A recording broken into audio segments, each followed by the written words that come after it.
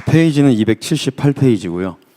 초기 한국교회사에 나타난 성경 비평 운동과 성경 권위 수호 역사 고찰이라는 제목입니다. 김재동 목사님께서 맡기시고 가셨고, 저는 충북 제천에서 온 김용원 목사입니다. 이 내용을 가지고 너무 기니까 약 9분, 한 10분 정도 정리해서 조선신학교 문제를 기준으로 중심으로 해서 정리해서 말씀드리고요. 1분 30초 정도 첨언으로 마무리 짓고자 합니다. 한반도에 복음이 들어온 지 140여 년이 되어갑니다. 한국교회 역사는 성경과 교리 교육의 역사라고 말할 수 있습니다. 특히 선교 초기 한국교회의 폭발적인 부흥과 성장은 성경을 신앙의 유일한 규범 그리고 표준으로 믿었고, 성경의 궁극적인 권위를 중시한 성경관이 한국교회의 신앙 형성에 가장 중요하게 작용했기 때문입니다. 절대무오한 성경관의 기초 위에서 체계적인 성경 강론 그리고 교리와 함께 행함의 조화를 추구하는 사경의 운동이 선교 초기 한국교회가 부흥할 수 있었던 가장 큰 요인이라고 할 수가 있겠습니다. 특별히 초기 한국 선교에 지대한 영향을 끼쳤던 네비우스 선교 정책에 대해서 잘 알 것입니다. 이 네비우스 선교 정책 역시 가장 중요한 성장의 선교 원리로 사역의 모든 분야에서 성경이 중심이 되게 한다라는 것입니다. 즉 성경 강조 정책이었던 것이죠. 이런 성경을 강조한 네비우스 선교 정책을 통해서 각종 사경회 그리고 성경 공부를 통해서 성경 중심의 신앙을 전국적으로 확산시키는 데 굉장히 중요한 역할을 해왔던 것이죠. 또 한국교회의 폭발적인 성장과 함께 교육자 양성의 시급성으로 평양신학교가 1903년 정식으로 개교합니다. 이때 평양신학교의 신학적 기반은 철저하게 칼빈주의 전통의 기준이라 할 수 있는 웨스트민스터 신앙 고백에 두었고, 교수님들도 역시 이 고백에 충실한 가운데 신학교육에 헌신적으로 노력했습니다. 이분들의 헌신적인 교육을 통해서 졸업한 후에 목사 안수를 받은 7인의 목회자들은 최초의 노회와 총회가 탄생시키는 데 중추적인 역할을 하게 됩니다. 1907년도 창립 노회에서 이분들은 교회의 신앙 노선과 방향을 결정짓는 데 있어서도 엄격한 칼빈주의 내용을 기반으로 하게 됩니다. 그 12신조라고 얘기하는데요. 첫 번째가 성경 무오입니다. 그리고 하나님의 절대성, 삼위일체론 등이죠. 이 12신조의 서문에서는 특별히 웨스트민스터 신앙고백서와 대소요리 문답을 교회와 신학교에서 마땅히 가르칠 것을 강조하고 있습니다. 이와 같이 한국 선교 초기는 철저한 성경의 신적 권위를 기반으로 해서 교회와 성도들을 지도해서 부흥으로 이끌게 되었습니다. 즉 한국 선교 초기부터 내한한 선교사들 역시 일부 몇 사람들을 제외하고는 성경의 완전 영감설에 의한 성경 무오 교리를 철저하게 믿는 분들이었고, 그들의 교육을 통해서 한국교회가 부흥하게 된 것이죠. 그러나 초창기 개혁주의 전통 보수 신학 위에 세워진 한국교회는 점차로 시간이 흐르면서 자유주의 신학에 도전을 받게 됩니다. 성경 비평을 수용하는 자유주의 신학이 침투해 들어오면서 선교사들 역시 성경관을 둘러싼 일부 신학적 논쟁의 여파가 점점 한국교회에 크게 적지 않은 영향을 미치기 시작하죠. 표면적으로 자유주의 신학 문제가 대두되기 시작한 표면적인 문제가 1916년 황해노회의 김장호 목사입니다. 이분은 1908년도에 재령주제 선교사로 내한한 공일양 선교사의 자유주의 신학의 영향을 받아서 성경의 초자연적 기적을 부인하고요, 성경 권위에 대해서 자유주의 입장을 주장하다가 제명되는 사건이 일어납니다. 1920년대에는요 한국의 자유주의 신학 사상을 본격적으로 전파시키는 데 가장 중요한 역할을 한 진원지가 서고도, 또 프레지어, 맥도날드 같은 자유주의 신학 사상을 가진 선교사들을 파송한 캐나다 선교부였습니다. 이들의 활동으로 함경도 지역에 고등 성경 비평이 들어와서 뿌리 내리게 됩니다. 특별히 서고도 선교사의 영향을 받은 서울 남대문 교회 김영주 목사는 1934년 본인이 주일학교 교재로 작성한 만국주일 공과에 구약성경 창세기는 모세의 저작이 아니다라고 저술해서 크게 문제를 일으키죠. 뿐만 아니라 해외 유학파 출신 조희연 목사도 역시 성경 전체를 하나님의 말씀으로 믿는 것은 큰 잘못이다, 성경에는 하나님의 말씀이 아닌 것도 많이 포함되어 있다고 주장해서 크게 문제를 일으킵니다. 또 하나의 큰 도전은 1934년도에 출간한 아빙돈 주석입니다. 아빙돈 단권 주석은 역사 비평학을 적용한 것이 그 특징인데요, 이 주석에 대해서 박형룡 박사는 이 주석은 자유주의 신학의 사상의 집대성이다, 성경을 고등비평 원리에 의해서 해석했고 계시의 역사를 종교 진화론적 선입견을 가지고 집필했고 그리스도의 동정녀 탄생 등 기독교 신앙의 역사성을 부인하고 특별히 십자가의 대속을 도덕적 감화 이론으로 대치시켰다고 굉장히 비판했습니다. 그래서 35년도 24회 총회 때 길손주 목사 등이 이 아빙돈 단권 주석의 문제를 제기했고요. 이에 장로교회는 아빙돈 주석의 성경 말씀의 절대 무호성에 대한 심각한 도전이 되었다라고 판단해서 이 주석의 구독을 금지시킵니다. 그리고 이 아빙돈 주석을 번역하고 출판했던 해당자들의 해명을 받을 것을 결의하게 됩니다. 당시 장로교 총회는 아빙돈 단권 주석의 번역에 참여했던 김재준, 송창근, 최필근, 한경직 등에 대해서 사과문을 게재하도록 하였지만 최필근만 사과문을 게재했을 뿐이죠. 게다가 대표격인 이 김재준 목사는 1935년도 신학진암 1월호의 권두원에서 그리스도의 동정녀 탄생 교리에 정면으로 도장하는 글을 게재함으로써 큰 물의를 일으키죠. 위에 이제 박형룡 박사를 통해서 김재준 목사는 글을 올리지 못하게 이제 막기는 했습니다. 그러나 이것으로 끝나는 게 아니죠. 해방 이후 한국 장로교회는 이 성경관 문제로 심각한 분열과 대립이 본격화되는데 그 분열을 제공해준 진원지가 1940년도에 설립한 조선신학교 문제입니다.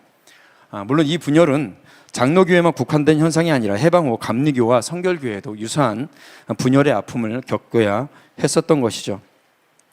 1940년 4월 김재준, 최필근, 송창근에 의해서 설립된 조선신학교는 설립 초기부터 성경무호 교리와 성경의 축자 영감서를 노골적으로 반대합니다.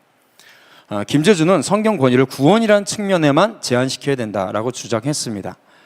성경무호 교리를 역사적 기독교 신앙이 아니라 종교개혁 이후에 개신교 스콜라 시대에 태동된 새로운 교리라고 보았던 칼바르트의 입장을 그대로 수용하고 전파한 것이죠. 해방 이후에 자유주의 신학자였던 김재준과 송창근 등에 의해 조선신학교가 장악되자 조선신학교를 대체할 새로운 신학교 건립이 절실한 상황이 되었습니다. 이런 때 1946년 9월에 한부선, 마두원, 최의선, 하밀돈 등 네 분의 선교사님들과 박형룡, 박윤성 그리고 특별히 신사참배 반대 운동에 주도했던 한상도 목사님 잘 아시겠죠. 이분들에 의해서 고려신학교가 정식으로 이제 개교됩니다. 이미 이제 신학교가 두 개가 되니까 분열의 조짐이 벌써 보이는 거죠. 고려신학교는 이제 조선신학교와 반대로 설립 초기부터 평양신학교의 신학적 계승, 전통 계승을 목표로 삼았고요. 당시 유행하던 신정통주의 확산을 막고 개혁주의 신앙을 지켜내는 데 큰 역할을 하게 됩니다. 김재준 교수를 중심으로 한 자유주의 신학교육은 굉장히 많은 잘못된 열매들을 결국 양산하게 됩니다. 자유주의 신학교육을 받은 조선신학교 학생들 중에는 신자의 육체부활, 재림, 심판, 동정녀 탄생, 삼위일체 등을 부인하고 무시하는 경우가 적지 않았고요. 당연히 교리가 부패하니까 삶도 부패하게 되겠죠. 신학생들 중에서는 학교 책을 도둑질해서 팔아먹는 경우도 있었고요. 천주교인 그리고 공산주의자까지 있을 정도였습니다. 이런 자유주의 신학에 저항하고 투쟁하면서 정통신학을 지킨 그룹이 있었는데 바로 박형룡 박사와 함께한 51인 신앙동지회였습니다. 이 신앙동지회가 김재준을 포함한 조선신학교의 고등비평을 비판하면서 하나님의 말씀으로서의 권위와 영감을 지키기 위해 많이 노력을 하고 교단에도 많이 압력을 가했죠. 결국 예장총회는 1952년도가 돼서야 굉장히 시간이 많이 지나게 됩니다. 52년도가 돼서야 김재준 교수와 서고도 캐나다 선교사의 성경 비평 강의 사안을 심리하게 됩니다. 이때 열린 37차 총회에서 김재준 교수가 경기노회 소속이었거든요. 그리고 경기노회에 김재준 교수를 면직할 것과 서교도 교수를 선교사를 본국으로 소환할 것을 명령을 하게 됩니다. 그러나 조선신학교 출신이 주축이 되었던 이 경기노회가 총회 7위 결의에 저항을 하게 됩니다. 그러니까 순종을 하지 않는 거죠. 그러니까 총회가 다시 다음 해의 38차 총회에서 김재준을 목사직에서 파면하는 결정을 내리게 됩니다. 더 나아가서 성경 비평을 용납하는 조선신학교 출신에게는 목사 안수를 주지 않기로 결정을 하는 것도 통과가 되죠. 이제 문제는 이미 퍼질 대로 퍼져서 이들은 힘을 갖고 있었습니다. 그러니까 어떻게 되냐면 장로교 내의 상당수의 신학생들과 목회자들 그리고 성도들이 성경 비평을 이유로 김재준 교수를 파면한 총회 결의에 대해서 반발하고 저항하게 됩니다. 그 결과 김제, 경서, 경북, 충북, 충남, 전남, 전북, 군산 그리고 목포노회 등 9개 노회 48명의 대표자들과 약 700개 교회 12만여 명의 신도가 장로교회 총회를 탈퇴해서 새로 생긴 교단이 한국기독교 장로회 기장이죠. 성경의 권위를 인정하지 않는 목회자들이 따로 교단을 만든 겁니다. 결국 성경 비평을 절대적으로 반대하는 교회, 그러니까 성경의 권위를 절대적으로 인정하는 교회와 성경 비평을 용납해서 성경의 권위를 떨어뜨린 교회가 분열을 하게 돼버리고 만 겁니다. 교회 분열은 슬프고도 아픈 일이죠. 어떤 일은 오히려 이 교회 분열을 왜 막지 못했냐라고 오히려 비판하기도 합니다. 그러나 오히려 한국교회의 자유주의 신학의 파급을 도왔던 요인 중에 하나를 꼽는다면 스스로 보수 신학을 신봉하면서도 이 자유주의 신학을 가르치는 자들에게 지나치게 관용적 자세를 보였던 한국의 지도자들과 선교사들의 포용주의라고 지적할 수가 있습니다. 가나베의 지적대로 개인적인 신학 사상은 보수주의자였지만 교계 내에서 자유주의 신학 교육 활동을 허용했던 그런 관용을 베풀었던 그런 교계 지도자들의 문제가 심각하다. 이런 유화적인 자세 전파를 막을 수 있는 기회를 결국 놓치는 결과를 갖게 됩니다. 성경의 진리를 수호해야 되는 목회자들의 의무를 게을리한 죄의 결과라고 할 수 있는 것이죠. 결국 자유주의 신학 사상은 현재까지 학교와 교단 그리고 교회 강단에서도 성행하고 있고 각종 서적들과 잡지들을 통해서도 이미 널리 확산돼 가운데 있습니다. 오히려 지금 이 시대에 오히려 더 큰 물결이라고 하면 물결일 수가 있게 되는 거죠. 교회 분열이 성경의 진리와 교리를 수호하기 위한 것이라면 그것은 분리주의자라는 이름으로 비판할 것이 아닙니다. 오히려 그 분리를 높이 평가해야 됩니다. 오늘날 정통 개혁주의 신앙을 위협하고 흔드는 반성경적인 사조가 어느 때보다 성경의 권리를 위협하고 흔드는 시대입니다. 진리를 수호하고 교회를 지키는 유일한 길은 포용과 타협의 길이 아닙니다. 성경에 반하는 여러 신학 사조에 대해서 단호하게 배격하고 저항하는 것이 바른 개혁교회의 모습이라고 할 수가 있는 것이죠. 1부 정도 남았는데요. 제가 첨언을 하게 되면 역사 연구에 있어서 돌멩이 하나라도 그냥 허투루 보내면 안 된다는 얘기가 있습니다. 왜냐하면 그것도 역시 우리에게 주어질 역사적 유산일 수 있기 때문입니다. 우리에게는 굉장히 유능한 신학적, 역사적 유산들이 있습니다. 그것은 종교개혁자들과 청교도들이 우리에게 물려진 신학적, 역사적 유산들이죠.